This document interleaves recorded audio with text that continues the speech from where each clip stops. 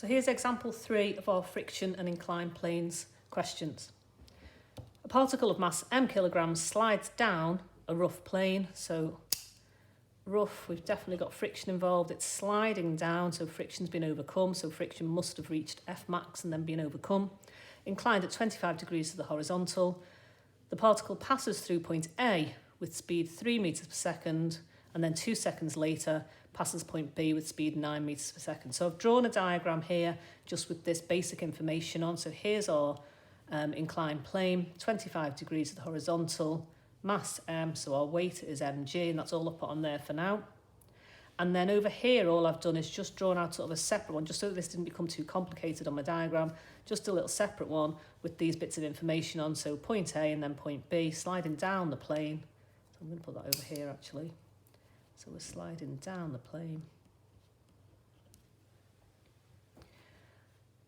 So u, when it's this initial velocity as we pass through A, is 3. V as we pass through B is 9, and it takes 2 seconds to do that. So this is looking like a SUVAT question. I'm just going to move this question up so I can move this answer sheet up. And we've got all of this information down here, so I just need to move that up. We can see the different parts of the question. Okay. So let's have a look at this first of all. Let's see what we've got and what we want to know. And it might be that this gives us enough information, or it might be that we have to do some force equations as well to find the acceleration. But let's have a look at what's going on here. So a little bit of SUVAT over here. Constant acceleration.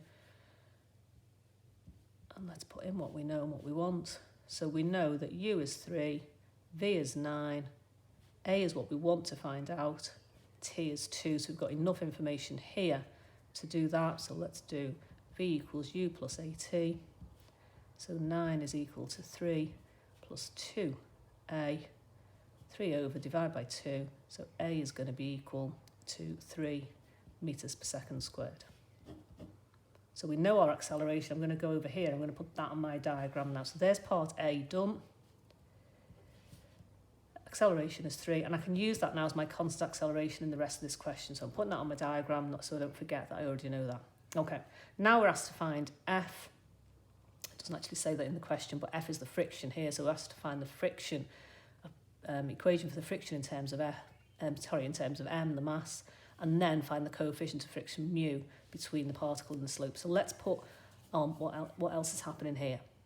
So this is tending to slide down the slope. So we've got our friction opposing that motion. So there's my friction. And I know in this question that friction has reached F max because this thing is moving down the slope, so friction's been overcome. That's equal to mu r. So F max, my friction, F max is equal to mu. Well, we don't know that because we have to find that in the next bit of the question. And r we can sort out by using our equations of motion in a second.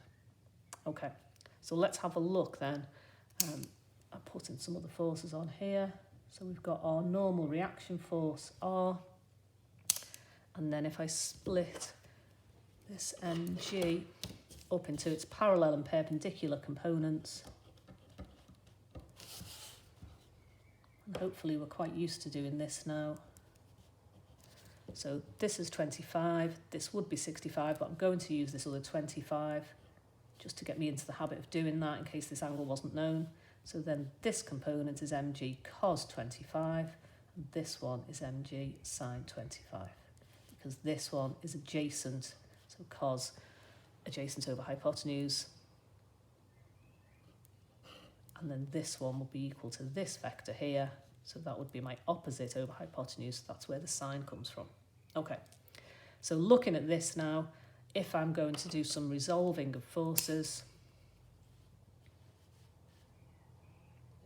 let's go perpendicular to the slope. Again, I'm going to take up away from the slope as positive. So that's going to give me resultant force R minus mg cos 25. There's no motion perpendicular, so that's going to be 0. So R is equal to mg cos 25 there. And now I can put this together up here. And that's going to give me my F max for That's actually going to work in this next bit of the question, isn't it? But that's going to be, I'm just going to put this in here, mu times mg cos 25 degrees. So I'm going to pick that up a bit later on, I think, in the next part of the question. So that's what I've got so far. Let's keep going. Parallel to the slope, it's coming down the slope, so I'm going to take down the slope as positive. So let's have a look at what forces are happening parallel to the slope. So down the slope, mg sine 25 being resisted up the slope by our friction, which I know is equal to this, but in this question it just actually wants the friction in terms of m, so I'm just going to keep that like that for this particular part of the question. So keep an eye on what the question wants, and that's equal to ma, resultant force equals ma, and m here is just m, a we know is 3, so that's going to be equal to 3a. That's our resultant force equals ma. Okay, sorry, that should be 3m, shouldn't it? So mass times acceleration, mass is m, acceleration is 3. So my friction here is equal to, take that over and take that over, mg sine 25 minus 3m. And that actually is the answer to this first part of part B, this part B. So part B finds f in terms of m. Well, I've done that now because g is not an unknown, don't forget, g is 9.8. I could put this in and get a decimal, but if I just want an equation for my friction in terms of m, that's it done there. I could take m out as a common factor and put a bracket in this if I wanted to, but there's my answer there to part B. And now let's have a look at part C. So when you're doing this, this is always the way to go. Have a look at friction max, have a look at perpendicular and parallel, and then have a look at what the question's asking us and use these equations to sort out some answers. So find the coefficient of friction. So I want to find mu. So looking at this now, my F max can go in here, and hopefully then I'll be able to rearrange that. Just going to move that up slightly. So friction is F max, which is this. So mu times mg cos 25 is equal to mg sine 25 minus 3m. I can see there my m's are going to cancel out. So I'm going to end up with my g's. No, they won't. So mu is equal to g sine 25 degrees minus 3 over g cos 25 degrees. Let's get our calculator out. So 9.8 sine 25 minus 3, and then the denominator 9.8 cos 25. I've got my bracket again there, I think. So that mu is equal to 0.1285, so 0.129 to 3SF. So our coefficient of friction between the particle and this surface on the slope, 0.129. So that's example 3 done. Last example coming up before I give you some of these to do. So I'm just going to move that up a little bit there. Hope you can still see all of that question. And let's have a look at this one. So example 4. And again, we'll read through, drawn a diagram here, and then I'll move this up slightly so we can just see the part of the question that we need. So a sledge of mass 70 kilograms, so there's my 70g, there's my sledge, is pulled up a slope this time. So it's being pulled up, so there's a force acting up the slope at an angle theta to the horizontal. And here it's telling us that tan theta is 9/40. Now I could just do inverse tan here and keep the value of theta, store that in my calculator. But if we look at these numbers give a quite nice right angle triangle. So let's just do that as a bit of an aside. So tan theta, opposite over adjacent.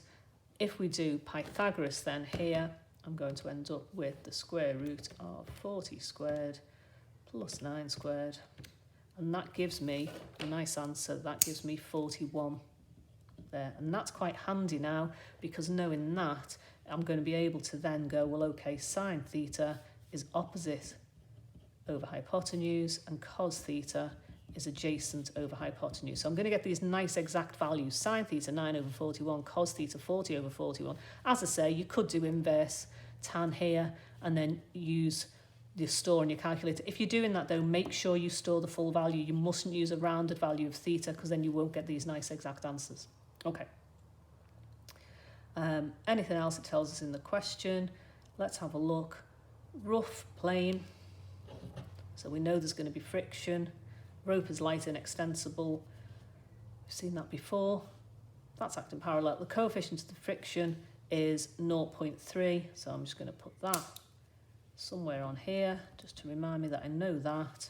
And the sledge is accelerating up the slope with acceleration 0.4. So this time our motion is up the slope and we're told that A is 0.4. So I've got all of that information on my diagram. What are we asked to find? We're asked to find the tension in the rope. So we're going to be looking at some resultant force equations here. I'm going to move this up so you can hopefully see the whole of this sheet of paper now. Let's have a look. So we're asked to find the tension. Let's put our other forces on here first of all. Don't forget the reaction force. Sometimes people do forget that. We've got our tensions acting up the slope. And then let's split our 70G weight up into its parallel and perpendicular components. So perpendicular to the slope, to the motion, and then parallel to the motion. Oops. So I'm replacing my 70G with these two components. If this is theta, this is 90 minus theta, so this one's theta. So that's 70G cos theta and 70G sine theta. Okay, and the good thing now, sine theta, look, I know is 9 over 41, cos theta I know is 40 over 41. So when I'm getting these in my equation in a minute, I can put these exact values in straight away. Okay, so let's have a look at what's happening parallel and perpendicular to this slope.